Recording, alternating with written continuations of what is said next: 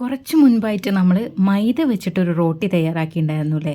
കുഴക്കാതെയും പരത്താതെയും ചെയ്തെടുക്കുന്നത്.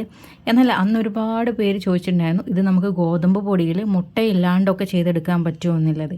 എന്നാൽ നമുക്ക് ഇന്ന് ഗോതമ്പ് പൊടി തന്നെ വെച്ചിട്ട് ചെയ്താലോ? ഇതിൽ മുട്ടയില്ല, അതുപോലെ നിങ്ങൾ ആവശ്യപ്പെട്ട പോലെ തന്നെ ഗോതമ്പ് പൊടിയിലാണ് നമ്മളിത് ചെയ്തെടുക്കുന്നത്. നല്ല സോഫ്റ്റ് ആയിട്ട് തന്നെ നമുക്കിത് കിട്ടുകയും ചെയ്യും കേട്ടോ. പിന്നെ ഒരു കാര്യം മാത്രമേ ഇതിൽ വ്യത്യസ്തമായിട്ട് നമുക്ക് ഉള്ളൂ. അത് വേറൊന്നുമല്ല, നമ്മൾ മൈദയിൽ ചെയ്യുന്നതിനേക്കാളും ഇച്ചിരി പാടാണ് നമ്മൾ ഗോതമ്പ് പൊടിയിൽ ചെയ്തെടുക്കുമ്പോൾ എന്ന് മാത്രം. അപ്പോൾ അതൊക്കെ ഒന്ന് ശ്രദ്ധിച്ചാൽ നിങ്ങൾക്ക് ഇതുപോലെ നല്ല സോഫ്റ്റായിട്ട് നമുക്ക് ചെയ്തെടുക്കാൻ പറ്റുന്ന ഒരു അടിപൊളി റോട്ടി തന്നെയാണ്. അപ്പോൾ എങ്ങനെയാണ് നമുക്ക് ചെയ്തെടുക്കുന്നത് നോക്കാമല്ലേ? ഞാനിവിടെ ഒരു 1.5 കപ്പോളം വെള്ളം എടുത്തിട്ടുണ്ട് കേട്ടോ. ഓരോ ഗോതമ്പ് പൊടിക്കും ഈ ഒരു വെള്ളം ചേർക്കുന്നിടത്ത് നേരിയ വ്യത്യാസം വരും കേട്ടോ. ഞാനിവിടെ 1.5 കപ്പ് മൊത്തം എടുത്തിട്ടില്ല, 1 ടേബിൾ സ്പൂൺ കുറച്ചാണ് എടുത്തിട്ടുണ്ടായിരുന്നത്.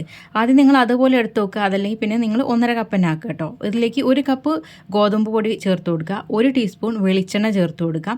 ഇതിലേക്ക് ആവശ്യത്തിനുള്ള ഉപ്പും കൂടെ ചേർത്തിട്ട് നമുക്കിതൊന്ന് അടിച്ചെടുക്കാം കേട്ടോ. നല്ലപോലെ അടിക്കൊന്നും വേണ്ട, ജസ്റ്റ് ഒന്ന് മിക്സായി കിട്ടിയാൽ മാത്രം മതി. ഇത് നമ്മൾ അരിച്ചിട്ടാണ് ഉപയോഗിക്കുന്നത്.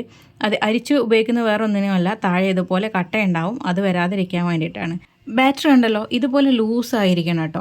നല്ല ലൂസായാൽ നിങ്ങൾക്ക് പരത്താൻ ഭയങ്കര ബുദ്ധിമുട്ടായിരിക്കും. അതുകൊണ്ട് ഈ ഒരു ലൂസിലാണ് നമുക്ക് ബാറ്റർ വേണ്ടത്. ഇനി നമ്മളത് ചുട്ടെടുക്കുന്ന സമയത്ത് ഞാൻ പറഞ്ഞിട്ടുണ്ടായിരുന്നു തീ എപ്പോഴും ശ്രദ്ധിക്കണം എന്നുള്ളത്. അപ്പോൾ കഴിഞ്ഞ പ്രാവശ്യം നമ്മൾ നേരിട്ട് ചട്ടിയിലേക്ക് ഇതുപോലെ വെള്ളം ഒഴിക്കുകയാണ് ചെയ്തിട്ടുണ്ടായിരുന്നത്. അന്ന് ഒരുപാട് പേര് പറഞ്ഞിട്ടുണ്ടായിരുന്നു അങ്ങനെ ഒഴിക്കാൻ പാടില്ല എന്ന്. അങ്ങനെയാണെങ്കിൽ നിങ്ങൾക്ക് ബാക്ക് വശത്ത് ഇതുപോലെ വെള്ളം ഒഴിച്ചിട്ട് ചൂടൊന്ന് ബാലൻസ് ചെയ്തെടുക്കാവുന്നതേ ഉള്ളൂ. എന്നിട്ട് നമ്മൾ ഇതുപോലെ ഒരു തവി മാവങ്ങ് ഒഴിച്ചു കൊടുക്കുക. പരത്തിയെടുക്കേണ്ട ആവശ്യമില്ല കേട്ടോ. പരത്തിയെടുത്താൽ ഇത് പൊള്ളച്ച് കിട്ടാൻ ഭയങ്കര പ്രയാസമായിരിക്കും. അഥവാ നിങ്ങൾ പരത്തുന്നുണ്ടെങ്കിൽ തന്നെ ജസ്റ്റ് ഒന്നൊന്ന് സ്പ്രെഡ് ചെയ്ത് കൊടുക്കാൻ മാത്രമേ പാടുള്ളൂ. നല്ല തിന്നാക്കി എടുത്താൽ നിങ്ങൾക്കിത് ഭയങ്കര ബുദ്ധിമുട്ടായിരിക്കും ഹാൻഡിൽ ചെയ്യാൻ വേണ്ടിയിട്ട്.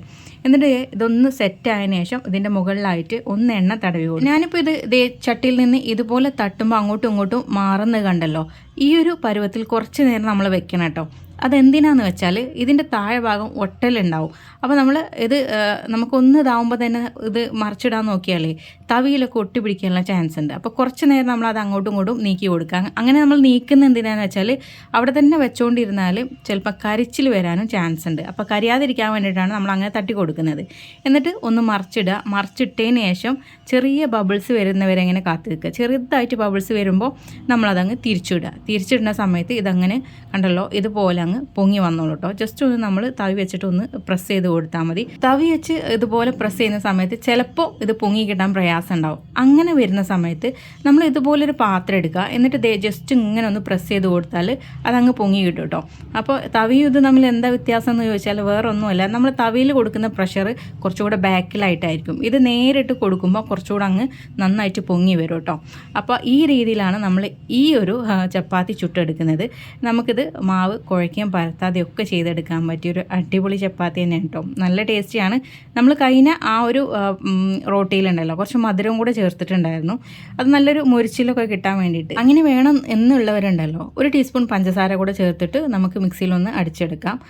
പിന്നെ ഇത് നമുക്ക് കംപ്ലീറ്റ് ഹെൽത്തി ആയിട്ട് ചെയ്തെടുക്കാൻ പറ്റിയ ഒരു രീതിയാണെന്ന് മാത്രം. അപ്പോൾ എല്ലാവരും ചെയ്ത് നോക്കുക. ഇഷ്ടപ്പെട്ടാൽ ഷെയർ ചെയ്യാൻ മറക്കണ്ട. ചാനൽ ഫോളോ ചെയ്യാൻ മറക്കരുത് കേട്ടോ. അപ്പോൾ എല്ലാവർക്കും താങ്ക്സ് ഫോർ വാച്ചിങ്.